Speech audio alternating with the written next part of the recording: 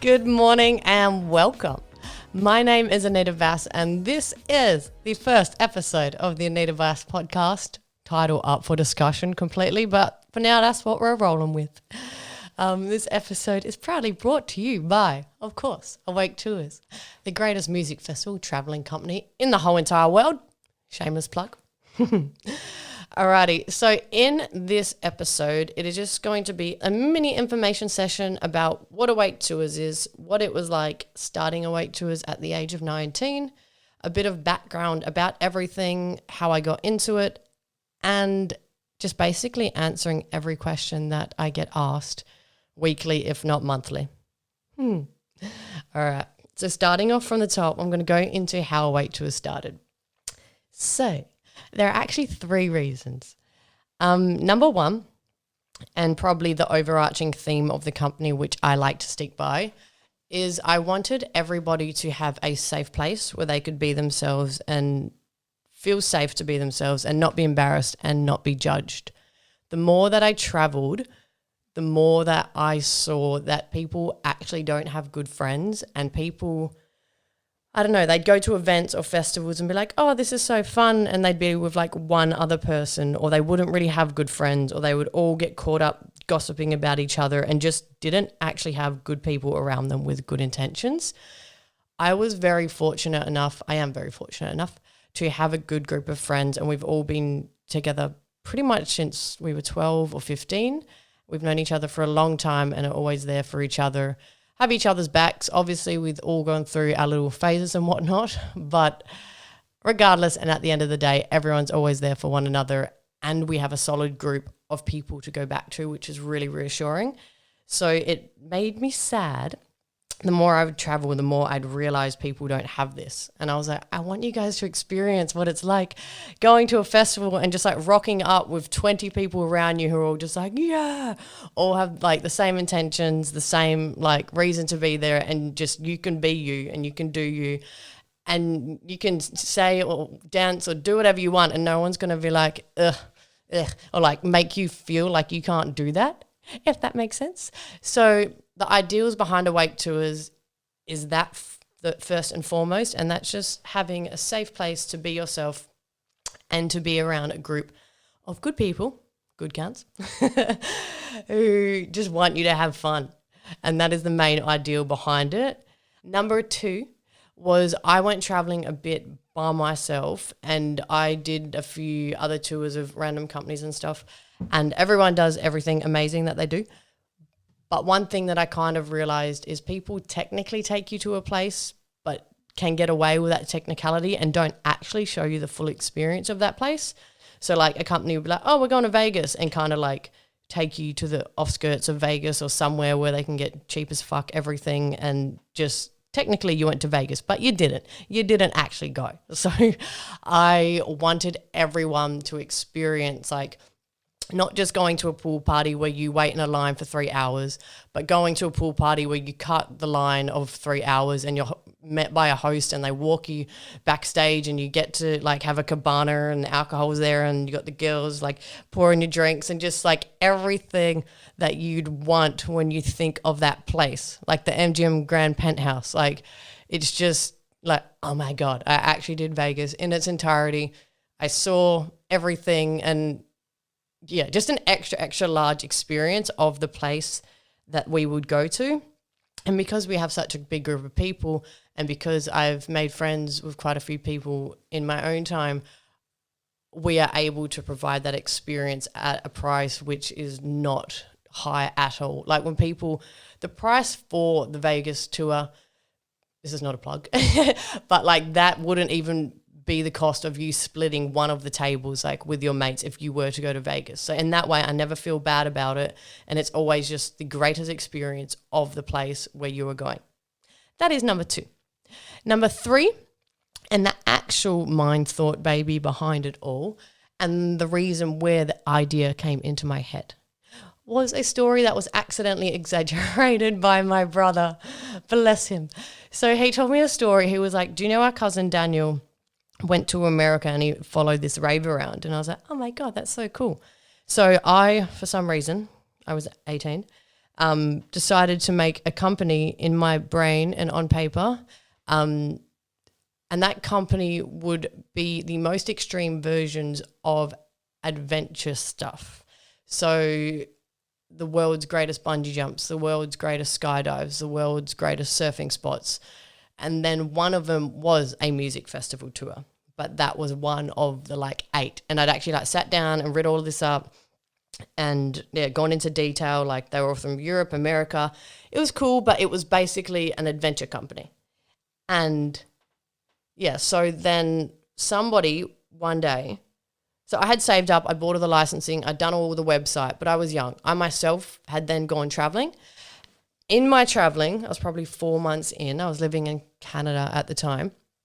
Somebody booked the music festival tour, and I was just what on earth? How did you find this? We're on page 67 of Google. I have no idea how you found this or why you trusted this shit website that I created myself, which took me months to create because I was coding and knew fuck all about anything to do with website building. It looked so shit, and she found it and she booked it, and I was just spinning out, and I was like, okay, this is weird. / I'd forgotten about it. / I'd convinced myself it was a stupid ass idea anyway.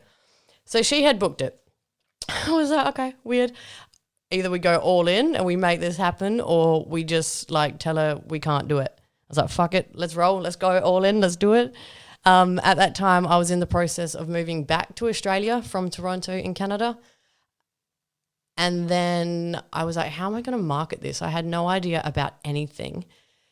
So Scoopon themselves, the company, the Scoopon, whatever your local one is in your country, were starting off at this point in time. So they were kind of they were feeling themselves out and taking anything and everything. And I hit them up. And Scoopon, who wouldn't take me in this day because we're just completely different parts of the world, really, I'd say. Scoopon said yes. And we started advertising through Scoopon and actually got a full tour through that. Blessing in disguise now, yes, but I knew nothing about the exchange rate, so I priced it wrong. I lost 30 cents in every dollar. I had to get a second job just to actually fund the money to make the difference to make that tour happen. Scoopon also took a massive commission, but in hindsight, it needed to happen, and it was amazing and beautiful and everything like this. So we had the licensing and everything as well. So everything was good to go from a business perspective. All right, I'll stop and then I'll go back to the licensing thing because this thing pissed me off. So when I was first doing the business, doing the registration, the name and everything, at that point in time, you needed an actual travel agent's license in Western Australia for WA and then Australia as a whole.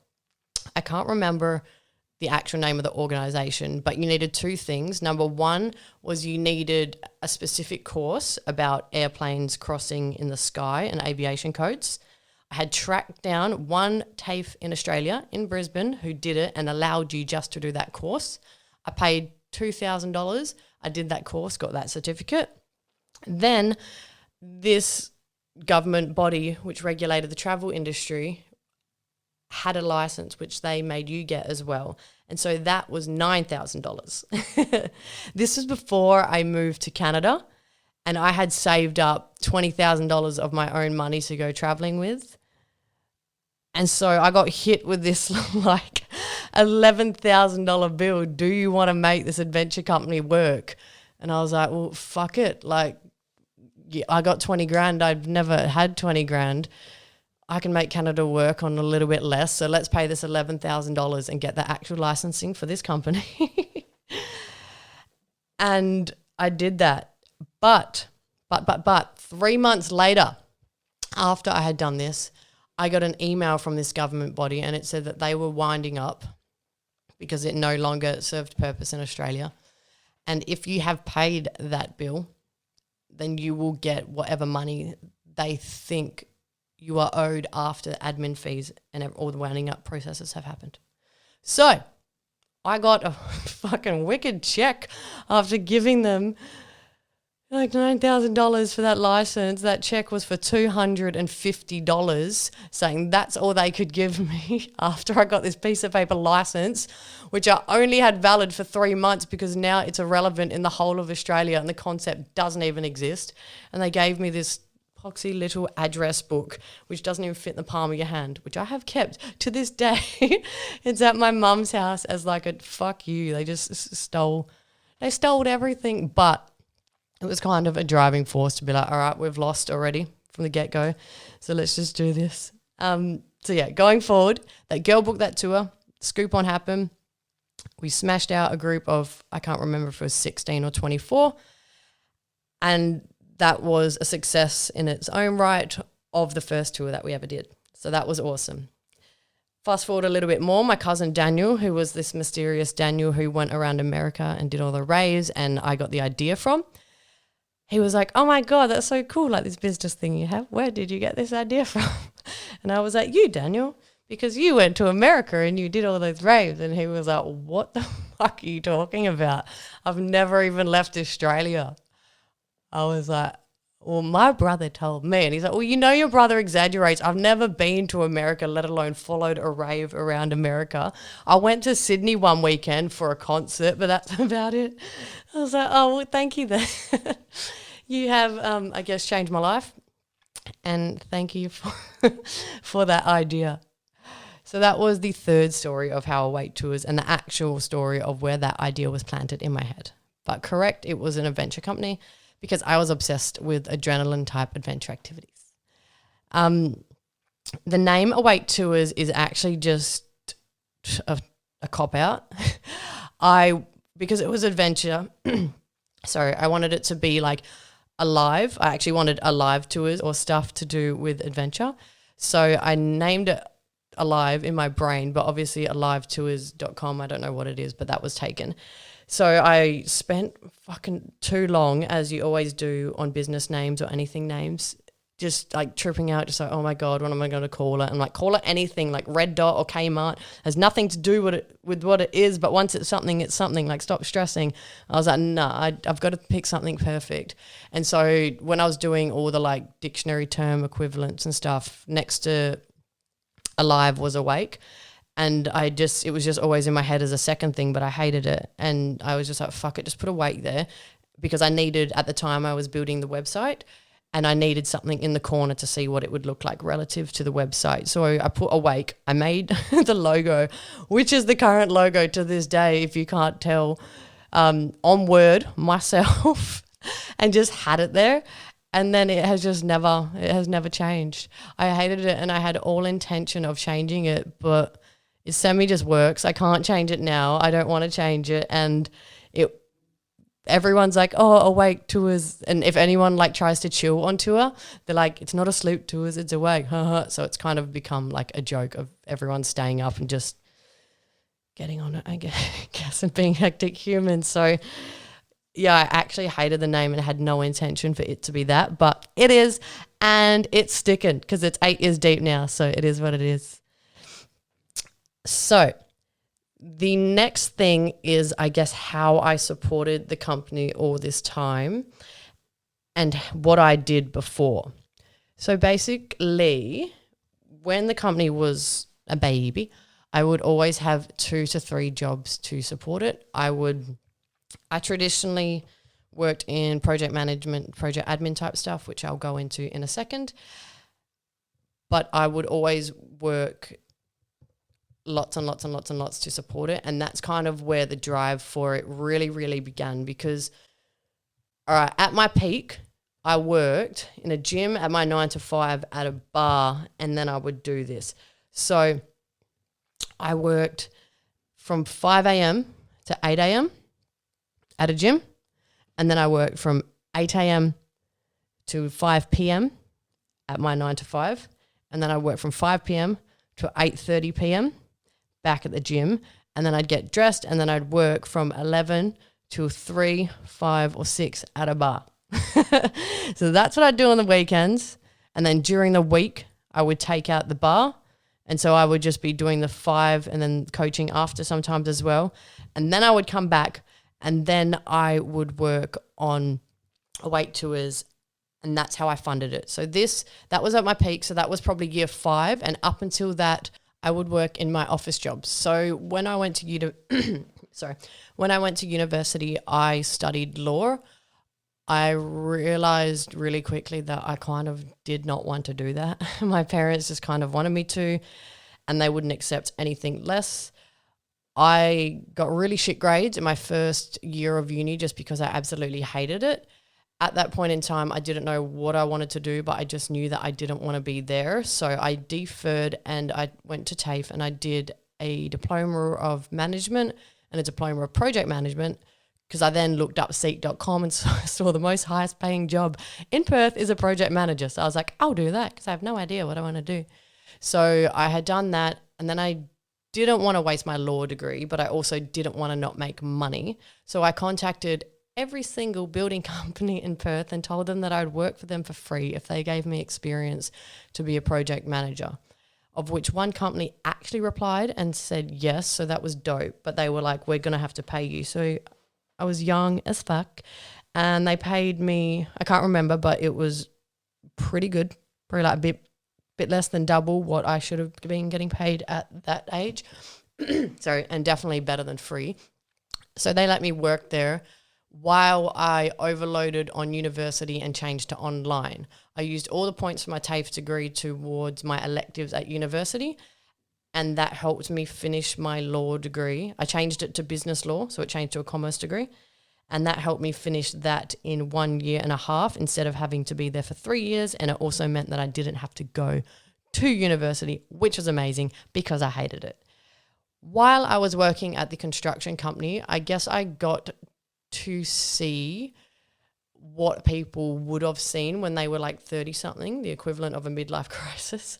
I remember just being there and like I was promised like positions and stuff moving up, so I was safe and secure and eager and all this stuff, and I was just like, what the fuck is this?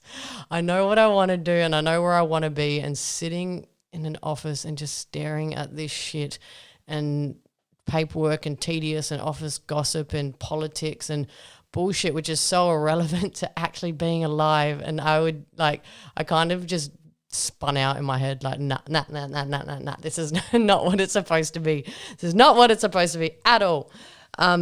So that kind of drove me to work on awake tours more, because I had done that one tour and I was like, well, even if I do this for like once or twice a year, it is kind of enough to keep me motivated, or to have a side hustle, or just to have my brain elsewhere instead of just here. Even though money is great, I now see that money ain't shit, and I will be so sad if I have to do something like this my whole life, or if I have to be a lawyer, of which my dad still wanted me to be, and he actually does not talk to me because I chose to do the travel thing instead. But that doesn't matter, because your parents are going to die one day. So if you're living for them, once they die, you're going to be like, oh, fuck, now I've wasted time. If your parents do support you and love you, they should be happy for you regardless. And if they don't, then that's unfortunate. So in my case, but fuck it. Like, you're not going to be unhappy for the sake of someone else. Immature in their brain if they want you to sacrifice your happiness, happiness for status. You know what I mean? So that's what I did before. I would work in the office. I would still work on the weekends, bartending or hospitality, funding awake tours. And that's why every single bit of time, effort, money, everything went into awake tours. I sacrificed everything, like relationships, friendships. I didn't go out on the weekends. I didn't do anything. People just think that I did because the stuff that I would post was awake tour stuff, and it was all people going out and getting fucked up and blah, blah, blah, blah, blah. So that's why when people say to me, oh, you're so lucky, all you do is travel or get fucked up or get people fucked up, or you don't do anything really, or you work for 1 week of the year, I'm just like, fuck you. You have no idea. It has been 8 years of sacrifice, just giving up absolutely everything, including every cent. There's not a cent that I had from any of the 3 jobs that I was working at any one point in time. It all went into the business. It all went into marketing, just because I felt like I should do it. I can't explain it, because obviously it got to a point where even my mum was like, do you think you should give this up because you have no money and what are you doing? And I'm like, no, I shouldn't, because I feel like it's what I should do. And that's a weird thing to say. It's like it chose me and it just knew that I was psychotic enough to work so hard on it to make it come to life. Because it honestly wasn't until 5 years of doing it that I began to see people responding in a positive way. I don't even mean money. I just mean people actually recognizing it. So that first 5 years was pretty like, what? What are you doing? So I actually even had a friend who went to dinner with me once and was like, well, tell me what you're trying to do. And I did. And then literally they laughed at me. It was like, that is so fucking dumb. Why? But you don't have money now. You're not making money from it. I'm like, yeah, I know. He's like, but you're paying for people to go on holiday, basically. I'm like, yeah, I know, but it just feels like, and in the future, they're like, well, you've been doing it for so long. Don't you think it would have like paid off by now? I'm like, I don't want to talk to you about this anymore. And I actually just left because I couldn't give someone the energy of telling them something. Which is something that I'll go into another podcast, but that's not what we're here for today. But yeah, so I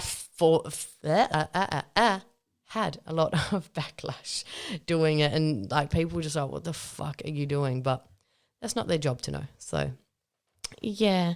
So I guess that is going to my next part, which is the challenges of starting. And that first one was being taken seriously by anyone. I guess I go into it a tiny bit, but yeah, as I've said before, it's not anyone's job to know why you're trying to do something while you're trying to create it. Similar to me teaching somebody how to fix a car when all I have done is seen people fix cars, and I've maybe read a thing or two about fixing cars, but I've never actually fixed cars myself. So I won't be able to tell someone how to fix a car. Similar to me creating Awake Tours, there is no manual to it. It's not like I have a cookbook that I know you put this shit in and this shit in, you put the oven on and you wait 40 minutes and that's definitely going to be your result because it's definitely happened before because someone's definitely done it. It isn't that. It can't be that because it's in your head.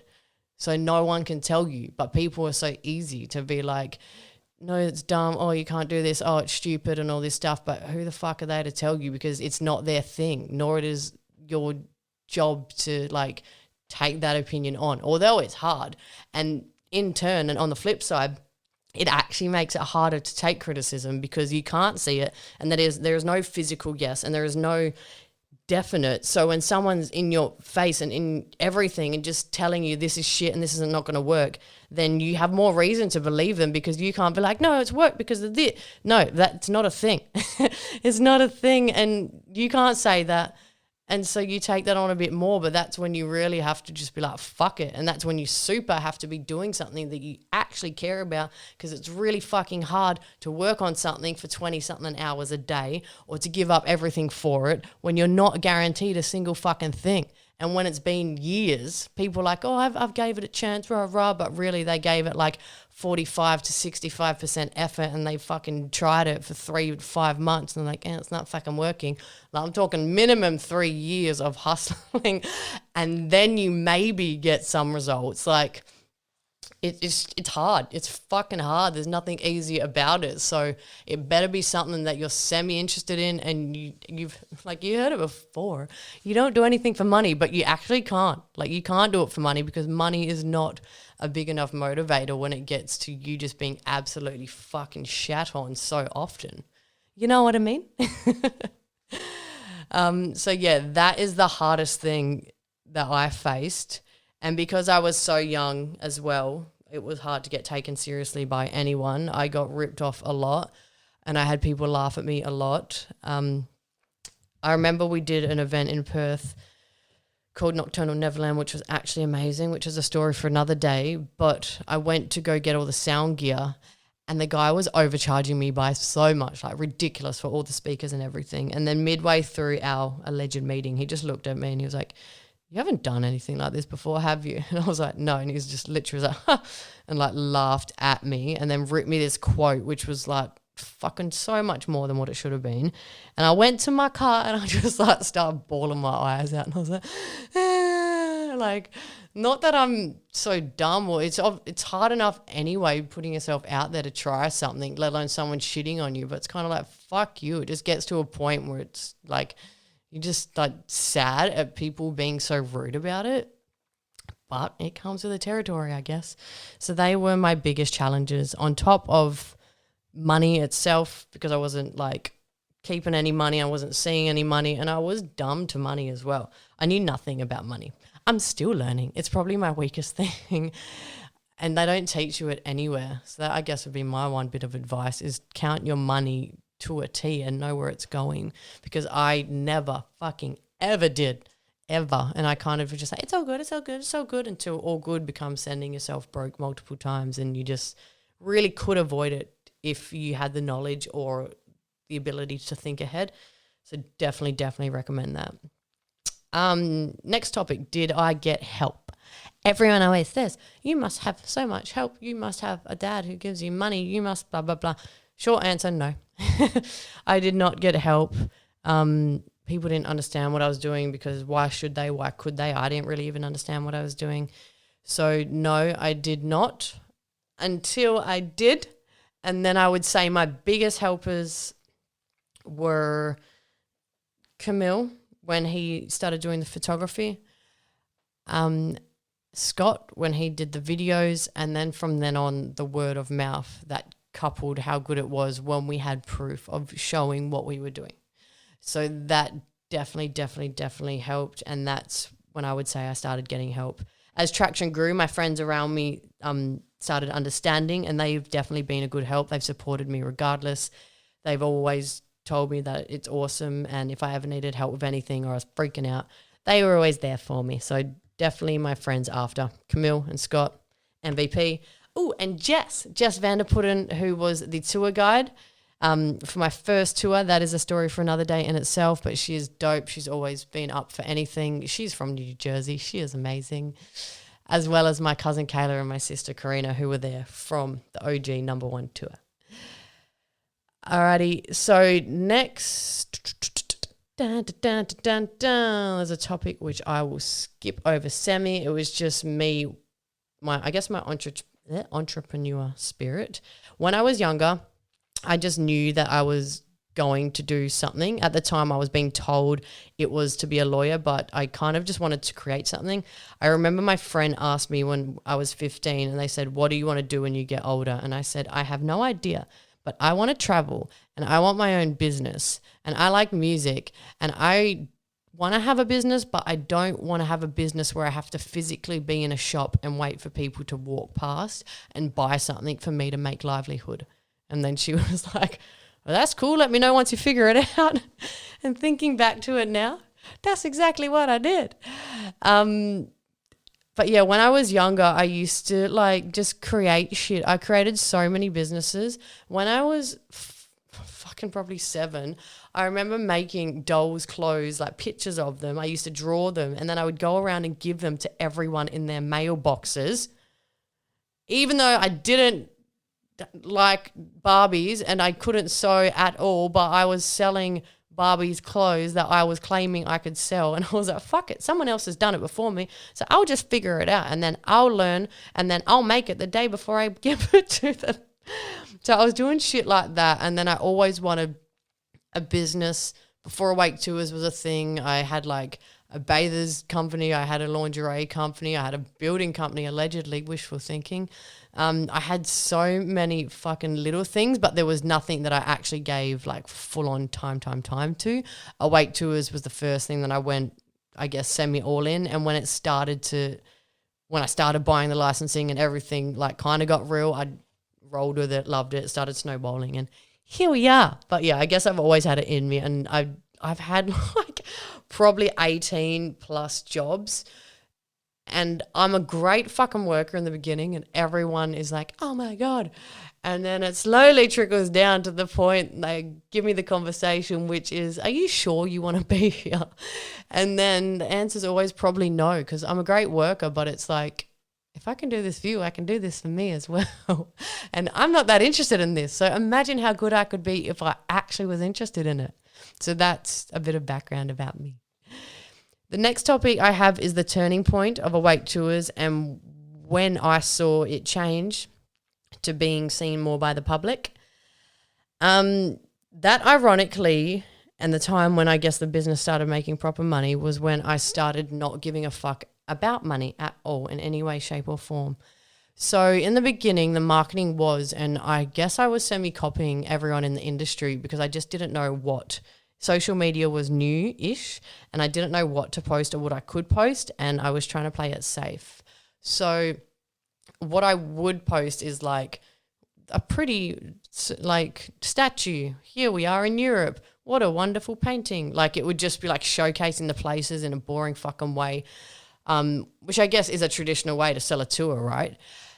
And then I was just like, yeah, this is dope, but how are we even standing out? And then I was just like, well, what do you want to see? What would you want to see if you were booking the tour? And I was like, well, I would just want to see what it's actually like. Like, don't lie to me, but what the fuck are you actually doing? Like, show me. Showing me a statue isn't like really a selling point. Like, what are you doing?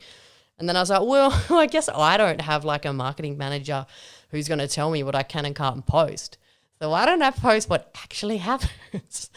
So then I just started fucking posting what actually happens, which is just the ridiculousness of Awake Tours, but also being safe and also VIP and also extra, extra large, but just the complete and utter ridiculous and just a bunch of fun people having a fun time doing dumb shit that you would do with your friends. So it's completely relatable, but it's all taken care of you so you don't have to actually really think when you're hungover or just in the middle of the most hectic week of your life.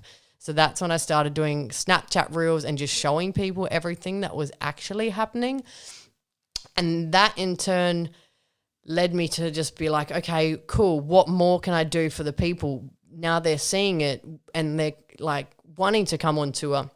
How can I make it better for them? So at the expense of losing even more money, everything was bigger and better. And there were little things that I would do. When the groups are smaller, I could do like funny shit, like give them certificates for surviving or give them like sneaky little goodie bag shit and just like random things. Now it's a bit too big and it's really hard to lug around like 300 fanny packs and glasses and stuff, which is what we always used to do. But just like little things, like the boats got bigger, the boats got better, the pool parties got better, we got better spots at the pool parties, like everything just got better. And I just wanted to show that and I just wanted to give more. And at this point, I was so used to being broke, I didn't give a fuck about money. I was still working all the jobs, so I was just breaking even to life. And yeah, well, I guess like what was I saving for? People save at that age, you would save for a holiday. And I had the holidays inbuilt into the price of the tour. So it was completely fucking fine for me to waste any money on it, making it better for a better future. So then that's when I discovered Camille, Elvis, and Scott. And so Camille would do the photos and he's just an absolute photo lord. I will get him on at one point. He is such an amazing, humble human and he deserves everything that comes to him. So Camille, and he got to showcase what we actually did in a fucking beautiful, beautiful way. His photography is amazing. Scott, so I was looking for a videographer and it was so hard and I narrowed it down to like someone in Canada and someone in New Zealand and I needed to get them to LA. Scott was at the time like one of the number one videographers for, I think it was Bay Dreams New Zealand Festival, and his shit was just a cinematic fucking ridiculousness. And so I hit him up and he actually said yes, and I was like, yeah, let's fly this person over from New Zealand. I know there are people in LA, but I can see that this person's actually phenomenal. And so he came, and then as well as Elvis, a dubstep producer, Casual. He is from Perth and he had helped with an event that we ran, Nocturnal Neverland, which will be coming back as Wide Awake as soon as Corona blows over. So he helped and he just did like ridiculous dubstep vlogs of everything and he just made anything just look ratchet and hectic and amazing. And I was just like, yo, and he's like, I could vlog if you'd want me to. And I was like, I never thought you would say you would come. Definitely. So with the first Vegas tour having Scott, Camille, and Elvis, and Rob I came to that one as well. So he was a local from LA who did day vlogs alongside Elvis's ratchet vlogs. Okay, so that team of 4 was just like, duh. And from then on, we just had so much fucking content, and we just had all the money in the content, in the flights, in everything. We had the best everything for that tour, and we could just actually for the first time show it in the most professional way. My Snapchat vlogs and stuff were cool, bless me, but this was just ridiculous and just took it level up 100%. And the business was at a position where I could showcase the proper stuff. Granted, if I had asked them to come along earlier, it would have been at my detriment because I would have been showing people shit, and the business wasn't ready to have such great marketing put towards it, but now it actually could. So in that way, I had in my mind that I wanted us to be the MTV of tour companies, and that is exactly what I would show, but always staying true to our ideals, never making people feel like shit, always making people feel as part of a community, and never lying, I guess. Like never, you see companies who like talk the talk, and then when you fucking go there, it's just like, oh my God, this is so boring.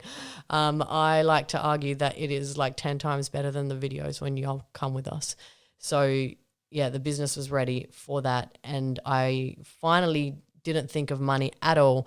And ironically, that's when money started coming in. So yeah. Second last point, what we're going to do now, Corona. Look, COVID-19, you ain't shit, to be honest.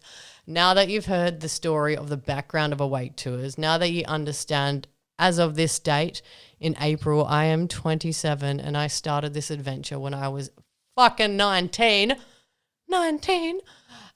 And I saved up all that money and I gave it away to the travel fund, and I've worked 3 jobs, and I've fucking had a time schedule from 5 a.m. till 5 a.m. and just given up everything for this business. And it's been 8 years, and I have not paid myself at all in 7 years. And the last 8 months was the first time I ever paid myself from the business, and that was $400 a week. And if you understand that, and understand that I'm used to being broke as fuck and money isn't anything, and 2020 was supposed to be the glory year, then I guess you can kind of grasp that like COVID-19 ain't shit. So people are like, well, what are you going to do? Are you going to stop? Are you going to blah, blah, blah? Like, why? I've been through so much pain. There has been so much shit that has happened to get us to this exact point. If I gave up now, like, what the fuck would be the point of that? And what else am I going to do? Like, even if now, if it's not going to happen, I'm not going to let it happen. But if I had to go into like $500,000 worth of debt, fucking whatever, like whatever. Who cares? Like, because yeah, that sucks. But like, it's been 8 years. What's another couple years? You know, like what is the point? There is no point, because this is what we're supposed to be doing. This is what we've been creating. So just because it's a setback of 12 months, like, get over it. It's fine. And it honestly, the struggle of it is not shit compared to what the struggle of it was starting. And I'll go into stuff in more detail like later on in vlogs, but my life has been pretty shit in the beginning. So it's not like it ain't shit compared to what we've been through. So COVID-19 is just a slight hiccup in which we're just going to have to restructure the marketing, and we're going to have to restructure, I guess, when we sell stuff, because it's completely insensitive to try and sell stuff now for 2021. So we're just going to have to keep an eye on that, as well as just changing the content to, instead of obviously us being there, and you don't want it just to all be throwbacks, but just highlighting like what we love about the places, what we love about the people, the funny fucking stories that we've had. Like, it's been 8 years of content, which I have never got the opportunity to sit down and actually be like, do you remember that? Or like delve into, because we've been on the road for a long time in 8 years. Like, we've never had a year free. So we're just going to treat it like that. We're going to continue to do what we do, and it's not like, it sucks. We've lost money, clearly, more than 100% of the business. It took like $400,000 of the business's money in the first fucking couple months. So good on you. But like, money comes and goes, whatever. And the harshest and most brutal, hurtful thing is people actually couldn't do their holidays that they've been saving up for.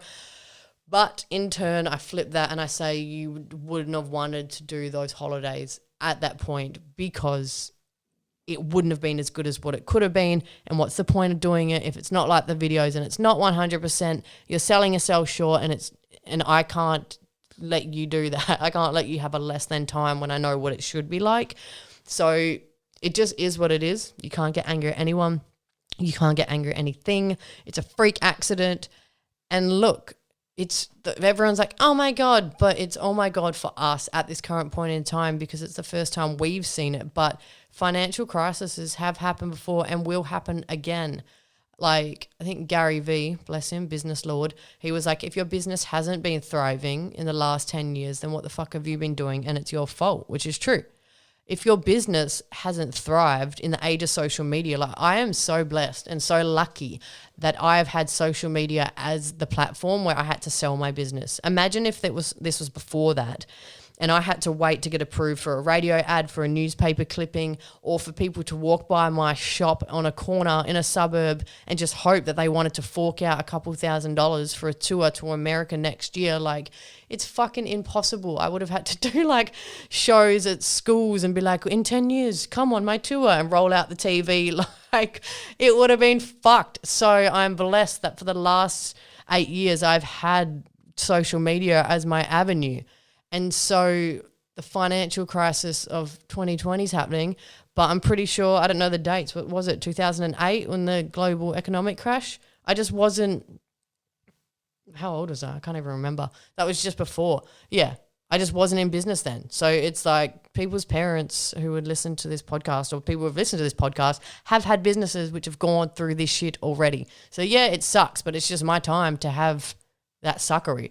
And I'm in a pretty good position in the sense of social media and the internet to keep like everything alive. So it's a fucking hiccup, mate. It's all good. It ain't shit. Okay. So I'm just going to finish off now, and I'm going to explain very quickly my favorite thing about the tours, about Awake Tours, not about the tours. And that is my favorite thing about Awake Tours, two things, which I guess they tie in, is just the people. I love meeting people and I love hearing their stories and I love hearing their views and everything. Like, I've met so many people and everyone's from different places around the world, and number one, it makes me able to talk to people better. A lot of people, when they approach people, are like, oh, they're weird, blah, blah, blah, but they don't think like this person is from a different religious background, ethnicity, whatever that word is, a different place of the world. They've grown up, different ideals and everything. And so no wonder you don't get along with everyone you meet. You probably shouldn't. You're aliens to each other, but you should just come together on the things that you do have in common, right? So I love meeting people and hearing their stories. I've met some amazing people. I've met some strange ass people. I've met so many people. And so I love that. And first and foremost, I love, which is also my response to people saying, do you get over it? Which I will answer in short. You can get over, obviously, drinking and partying, of which that is not my number one most favorite thing in the world. I actually don't like clubbing, contrary to popular belief. So obviously, yeah, you can get over just being fucked up all the time. Yes, obviously. But what I don't get over, and the number one thing that I love about doing this, is watching people when they get to experience something for the first time. So for me, obviously I've done it before, but for them, it is the one time for most of these people where they save up their money. They like spend the whole entire year. So they spend like 52 weeks or more just like counting their pennies and putting it into their bank. And they're just so happy and so excited. And they have given me the honor to spend that money in a place and the trust that I will give them a good time out of all the companies, out of everything. And to me, that is just like the biggest high ever. I'm just like, oh my God. And it just gets me excited to do that for them. So for them, they've just been saving. And it's their one time in their life they can do this. And so I love fucking more than anything seeing their faces when they get to do the things and just seeing them light up, because I know for a fact they actually can't do that without the help of the company, because like number one, they just might not have the connections or they might not know the people. Number two, just the safety of it and just the security and just having like the close net of people. Number 3, financially, it's actually quite impossible to do any of the things that we do. As I mentioned before, the pool parties at in Vegas, like the whole tour price wouldn't even cover you splitting that with a few of your mates. And on top of that, just being with a massive group of people is fun anyway. And as I always say to them, it's way more fun than going with like a couple of friends rolling up with like 20 to 50 people. As I always say to everyone, it weeds out the people that you wouldn't get along with, because everyone on this tour is crazy enough to travel halfway across the world to party, and to party at this type of event. So in this way, it's already weeded out like 80% of the people in the universe that you wouldn't get along with. And everyone here, you can rest assured knowing that you probably have something to get along like with these people, or you have something in common. So yeah, that is my favorite thing about doing it, and will always be my favorite thing. So I hope y'all got a better idea of Awake Tours, how it started, where it stemmed from, the hustle, 2020, how we got to this position, and how Corona isn't going to stop us at all and is merely a mild hiccup.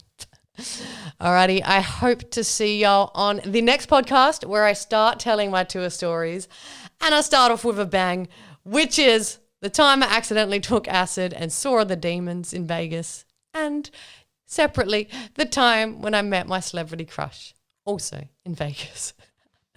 Alrighty, much love and speak to you soon. Thank you if you got all the way through to the end. Mwah! Love you, and see you when I do.